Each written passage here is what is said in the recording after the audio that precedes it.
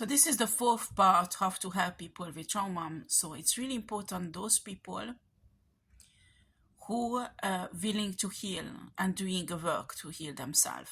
They don't turn to draw white powder, and alcohol and substances, Sometimes overeating can be a sign of trauma also, especially with children, or not eating, you know. It's really important that you don't tell them they are crazy. They are not. This is one way to help people. That you can imagine when there is a victim who traumatized, and victimhood is not accepted. So people don't see them as a victim, but a crazy person. That actually the fact of that they don't accept that they were a victim in a situation can also traumatize somebody. This is horrible. When I used to work with a girl who was, assaulted sexually, more than that, okay? And people say it's her fault because she was looking for it. This notes what people talk about her traumatized her as much as this violation. Okay? So this is really important that you don't judge. You never been there, you never been through that thing, you can't know what is it, because if you would know, you would not tell that person that she or he is crazy. Okay? Simple as that.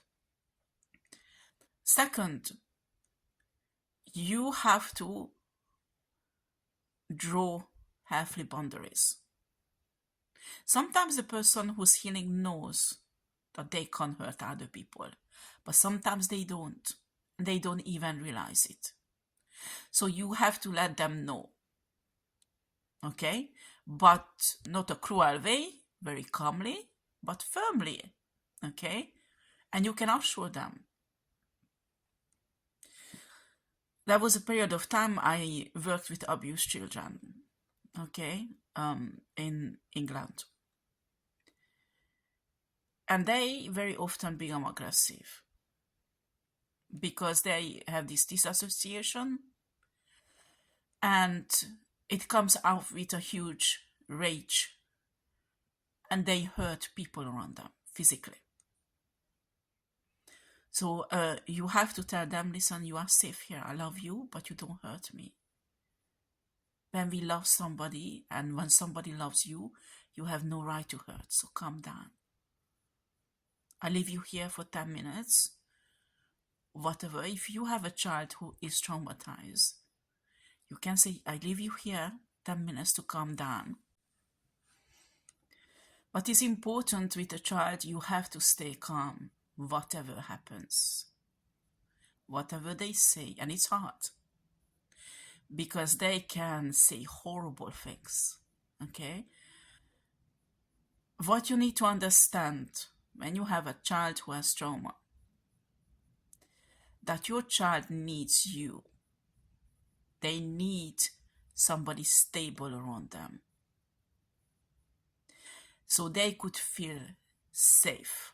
And I'm telling you, when you can see the child's trauma, they become aggressive, they express in certain way their trauma, that's because the child's brain knows they are safe. You understand? Because if the child does not know they are safe, they feel they are afraid of you. In your presence, they are afraid. They will get into survival mode, and survival mode is not being aggressive. Survival mode is saving my life. So they do absolutely everything to stay alive.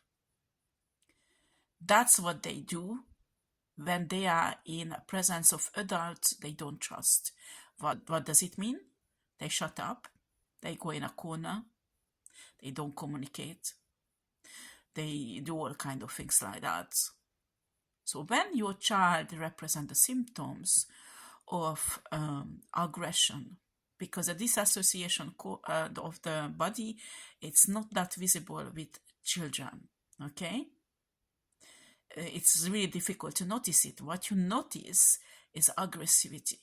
But when an aggressivity presents itself, it's because the brain of your child feels safe to express it. That's mean that you are a good parent. Do you understand? I know it's something hard to hear, but your child is expressing aggression or talking really badly with you because it's a part of a symptom of a trauma. When you know your child had a trauma, I mean, your child was abused sexually or physically or something horrible happened to your child. When you know, I'm not talking about insolence, okay? I'm talking about trauma. So if your child went through a really horrible situation and developed a trauma because of that and become aggressive with you or talk really badly, I'm not saying it's a good thing, but this is a sign that their brain feels safe enough with you to express that. Do you understand? If they wouldn't feel safe with you, they would go in survival mode. Survival mode, what is it? How children think they survive? They stay quiet. They will do everything so they would feel safe. That person who's in present, they don't trust, won't hurt them. Do you understand? So you have to see this thing from this angle, that if your traumatized child is aggressive with you, crying, or well, crying is usually happen at the end. Well, what I experienced is I said, okay, I understand, you feel bad, you need to give this out, it's lots of anger that is breaking out, but you can't hurt me. So I leave you here, there is a pillow, hit the pillow, but not me. Just give it out in a pillow, or I don't know what you feel, your teddy bear or whatever. I will go a few meters away in a kitchen or in the other room. Please come to me when you come down and you need a hug, because I love you. I do not want to hurt you. I want you to feel safe, but you have no right to hurt me. We don't hurt people who love us. And you can emphasize that if it's a child, okay? But sometimes you need to tell adults also. I'm sorry, because sometimes they behave like a child, okay? So this is really important, how you can help. And why I'm talking about this, when you have a child, a young child, 10 years old, 8 years old, 7 years old, who is traumatized because something horrible happened, you can't say that, oh, I will leave you here because I want to save myself, and you can't lock your child out of your life. Do you understand? If you love your wife or husband, neither. You have to deal with this situation, both of you. Okay? And you can't go that extremity that you separate yourself from that person. That is really when a trauma, they can't handle it and they don't want it. It could happen with a child when they commit unaliving themselves, trying to unalive themselves, they might need to go in an institute, okay?